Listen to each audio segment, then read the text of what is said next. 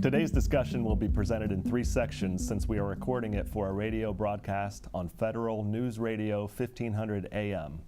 You're welcome to post questions and comments during the session, and we'll try to answer them online. I'd like to introduce our moderator, Tom Temin, host and managing editor of The Federal Drive on Federal News Radio 1500 AM and federalnewsradio.com.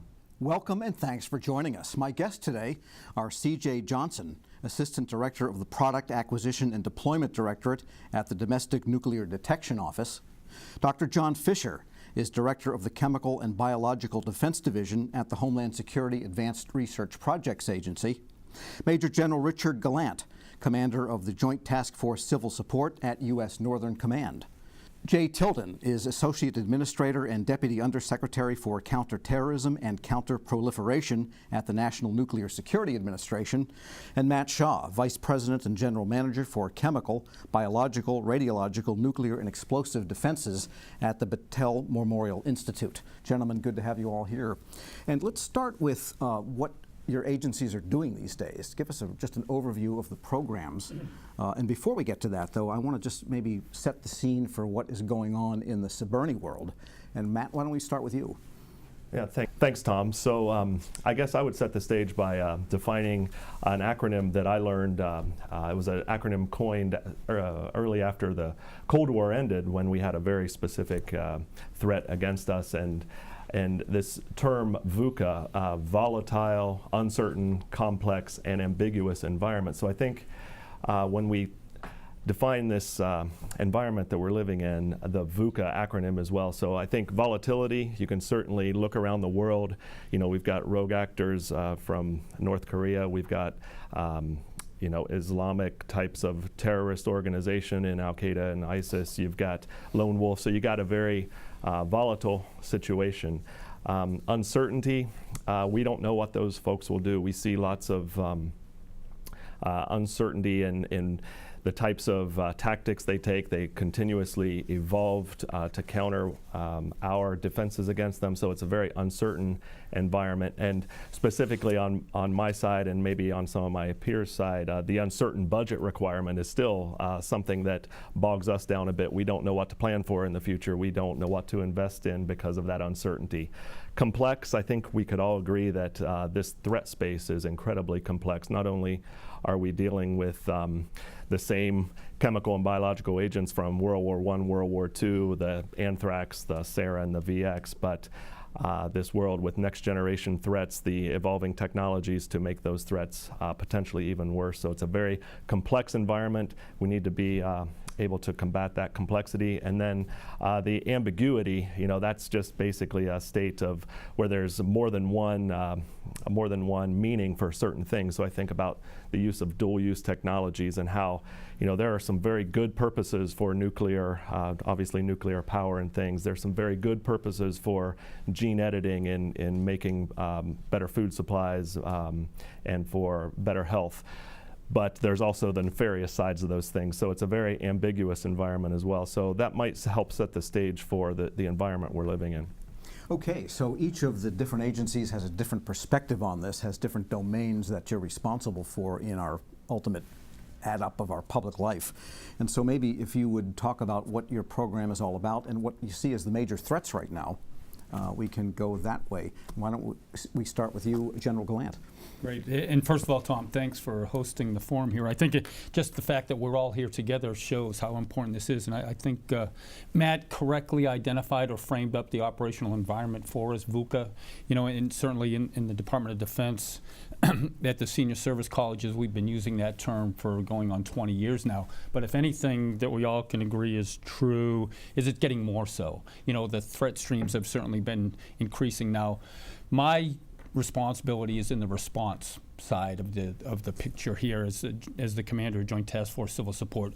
We are the Department of Defense's only standing joint task force that would have to respond to a chemical, biological, nuclear, radiological attack against the homeland here. So, the big things that we're working on, we work with our interagency partners here as they develop the situation and analyze it and prioritize the threat streams. But we're constantly focused on focusing on improving the relationships that we have with our interagency partners, making sure that we know where the gaps are with the states, the governors, the local responders, so that we can provide that critical life-saving support at the time of need. So in a way that echoes the larger Northern Command responsibility. Absolutely, Tom. We are General Robinson, the commander of NORTHCOM's, and the Department of Defense single asset that when the capabilities of the states, the communities are exhausted, they can go to the Department of Defense and say, hey, we have a trained professional element that can provide this response. Okay, and Dr. Fisher, HSARPA. Thank you.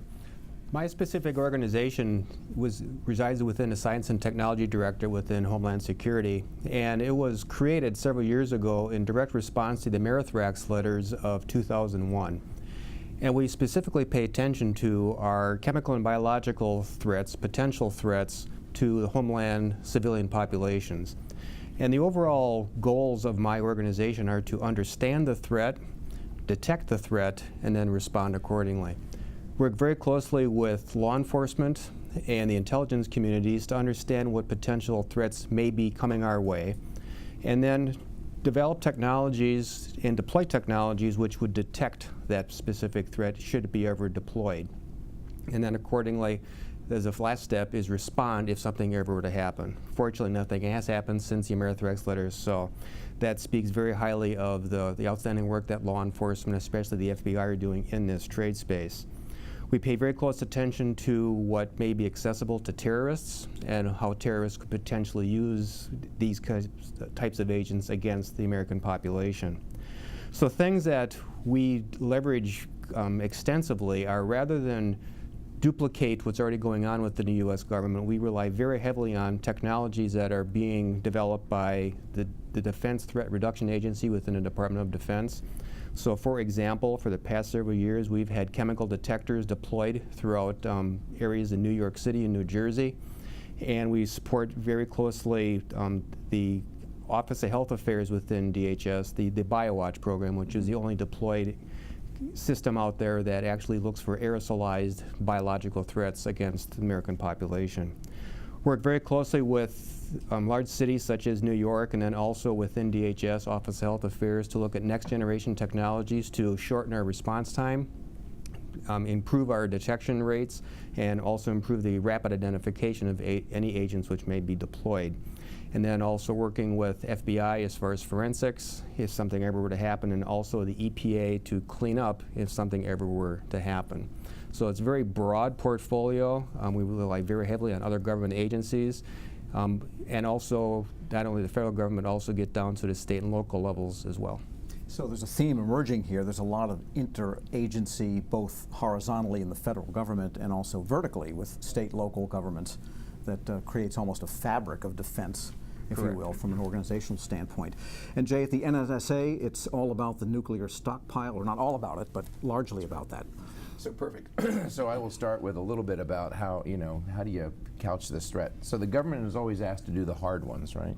But it's important that we balance what is the risk, right? What's the risk of nuclear war, of terrorism, let alone nuclear terrorism? And to put it in perspective, the lifetime risk of a U.S. citizen dying from a terrorist act worldwide, anywhere, is about 1 in 45,000.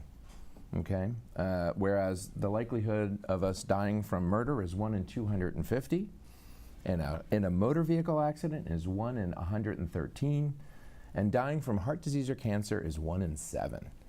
So it is important that when we communicate and talk about these things, that we try to be very rational and reasonable. So that being said, NNSA has a mission. What is its mission? We maintain the nuclear deterrent. So deter acts of nuclear attacks, things of that sort. That is one of the things we do with our Department of Defense colleagues. We maintain the nuclear stockpile, the nuclear deterrent. The next thing we do is we try to play that far game to prevent. We want to prevent nuclear material going loose. We want to prevent other people's devices from getting out of control, and we want to prevent nuclear terrorists going after nuclear materials. So we do a lot internationally trying to lock down those materials.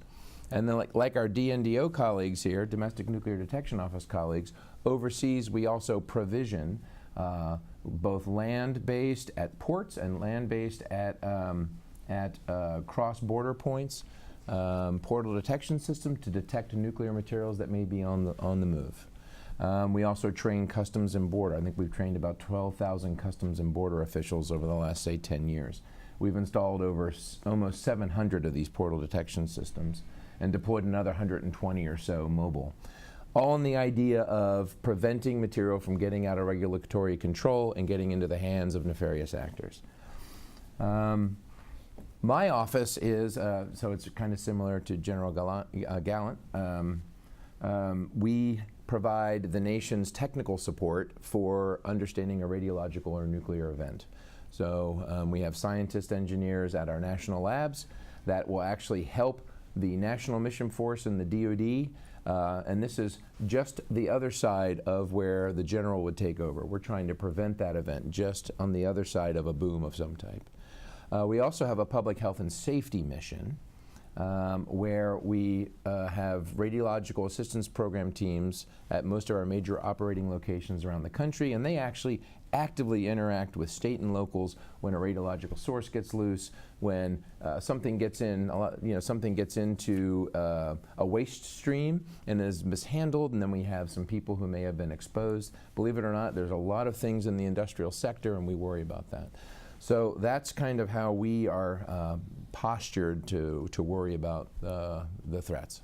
Okay, and CJ, does that leave any room for the domestic nuclear Well, detection actually, office? you know what's great is about everybody here on the table we have some interaction with. I think what you're seeing, Tom, is that this is a whole of government problem to work. The Domestic Nuclear Detection Office specifically was stood up actually about 12 years ago. We just celebrated our 12th birthday, so we're fairly young, but we have a pretty big mission. The presidential directive that actually stood up the organization had us focusing exclusively on preventing radiological and nuclear terrorism. So our focus is primarily left of boom, as we like to say, before an actual attack, trying to prevent. We do that by focusing on two major program areas within the Domestic Nuclear Detection Office. The first is primarily preventing with radiological nuclear detection capabilities, and that's in support of our global nuclear detection architecture, which I'll talk about at some point this morning, I'm sure. We also focus on forensics, technical nuclear forensics capabilities, being able to deter, as Jay was just talking about, an adversary based upon the ability to attribute the source of the material of concern that was used in a WMD event. We have four primary program areas or threads within DNDO. The first focuses on continuous improvement and innovation in the detection capabilities, actually putting better capability in the hands of the operators who are out there trying to encounter and detect the presence of nuclear or radiological materials. We deploy a number of different types of systems. We try to keep the adversary guessing by using mobile capabilities like our Mobile Detection Deployment Unit that will show up at big events like Super Bowl or NASCAR, and we'll work with the state and local partners to train on the spot and disperse those equipment items to improve the capability and the likelihood of encounter and detection if there is a challenge. We also focus on something called a layered defense posture. And Jay mentioned this a little bit and some of the others as well. Very interagency in our focus, but in our defense in-depth, our layered defense strategy, what we do is we work very closely with the international community, but we also build out the federal capability exclusively within DHS, but also in an interagency way, putting capability out to augment and fill out our global nuclear detection architecture. We then look interior to the United States, working with the state and local partners, building capacity and capability there. And all these things work together to actually make it difficult for the adversary to be able to acquire the capabilities, but then also to be able to transport and ship them and put them in play in an event.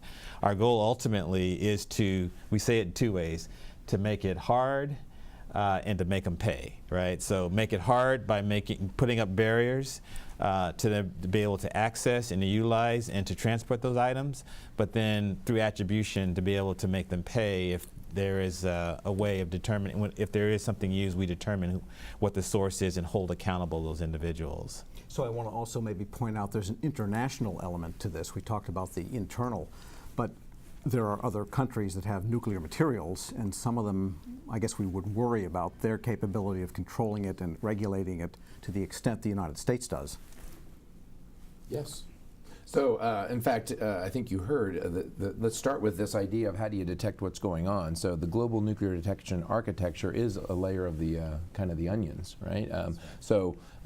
We provision international friends and allies, partner countries with the same detection equipment that DNDO is provisioning here in the States. And oftentimes, now there is no requirement for these countries to tell us if anything goes off, but if you build the relationship right, they're going to tell you. Absolutely, one could suggest that the nature of the threat is an abiding one because the amount of nuclear, when the nuclear age started, we had enough for 2 bombs. Now, the civil nuclear fuel cycle, you have hundreds of metric tons around the world. All right, on that optimistic note, we're going to take a short break here and get back to some of the technologies perhaps that are involved here. I'm your moderator, Tom Temin.